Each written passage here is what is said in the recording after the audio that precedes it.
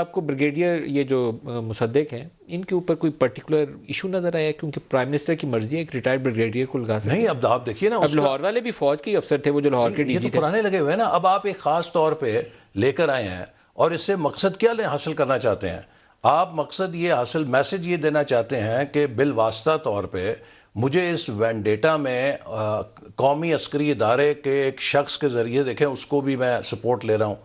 آپ کیوں دھندلاتے ہیں ان باؤنڈریز کو؟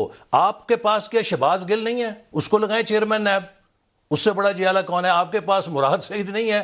آپ کے پاس فیصل واڈا نہیں ہے؟ لگائیں چیئرمین نیب، دیکھیں گے.